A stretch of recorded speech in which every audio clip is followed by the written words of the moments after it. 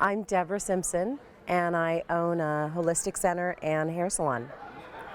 Well, right away, the word balance. I came to this conference seeking balance. I've been going through a transition for quite some time, and I've been feeling like I'm juggling, spinning, and haven't found the time to give myself what I'm giving to others. As far as I volunteer in my child's school, I run 3 different businesses inside of my one little business, and I used to exercise, I used to ride my bike, I used to do Zumba.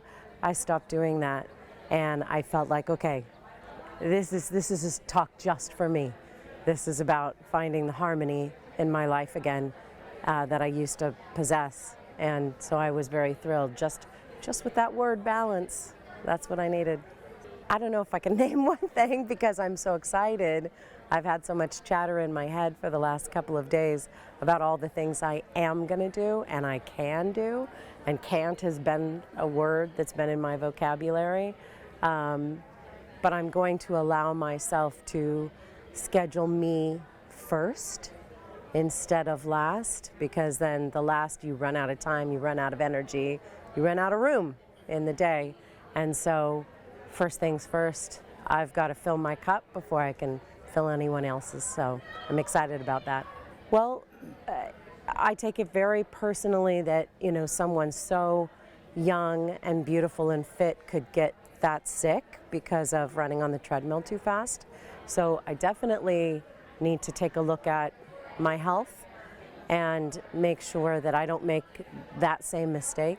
And it was definitely an eye-opener that you know, she's younger than I am, and she got so sick because of not balancing things. So that's definitely something I'm going to be looking into, is creating more balance in my life and checking in with my health and self-care. Okay, my name's Karen Clark, and my business is called My Business Presence, and I teach entrepreneurs how to market with social media. I would say, you know, it was so funny when I found out that she was coming to talk, so I was like, wow, I really need that. I was one of the ones that came to the conference feeling like a hamster on the wheel. My life is so busy. I've got kids, work, family, all kinds of other things going on, and I couldn't wait to hear her talk.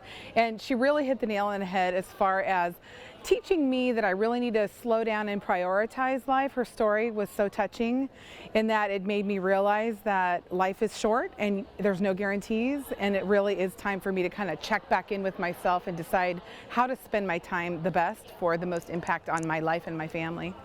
First of all, self-care is such a big thing that was missing in my life. I kind of felt like I was spinning out of control, and I came in last, dead last. So I'm going to start walking, I'm going to start eating right. I'm already making changes since hearing her talk. So that's the biggest thing for me. It immediately relaxed me. I think up until I heard her talk, I was still kind of in doing mode. I had been here as a speaker as well, and so hearing her talk really made me kind of evaluate my life and just kind of decide to get back in you know, alignment with what's important. And I've been relaxed ever since her talk. I'm Kyra Catanzaro, and I'm a freelance writer. Well, I loved the permission that she gave me to be me. She talked about authenticity being the first thing in self-care, the first thing that I need to honor. And I do that, but with a lot of guilt usually. But she gave me permission to do that, and so I'm going to do that. Well, I'm going to go forward. I'm going to be reinventing myself. That was the other thing that she talked about, was it's okay to reinvent yourself where you are now. And looking at myself, I'm at a big transition point, and it's okay. It's okay, and I can use the gifts that I have, but maybe use them in a different way to go forward. Well, one of the things was I'm so impressed by how young she is and how strong, and her education and her career, and I've kind of been hard on myself because that hasn't been the path that I've taken. So I've always kind of felt like I'm missing something, I'm not doing a career the right way. But listening to her, what I found was that she has this amazing wisdom that came from her experience and her vulnerability, and she was willing to share that with us. And that's where my strength is, in my experience.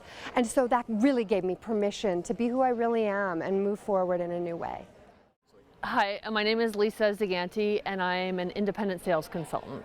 My major takeaways from Portia's talk was it was broken down into very doable tasks, and so I feel like when I go off at the end of our conference today, I will have tools to act on, and I feel really good about that, because many times you hear something and it all sounds good at the moment, but then you go home and then you're scratching your head like, okay, well, what was that about and why did it inspire me? But I feel like I have tools and tangible things to act on. I definitely want to get in contact with her via email. She's got blogs and things, and I want to, because just her presence, whether it be online or in person, is inspiring. She's very powerful. I feel like she's the next up and coming, like, self-help person, guru. Yeah, rock star. I am so impressed by her, you know, with her accomplishments and her studying and focus, and just the energy that she exudes.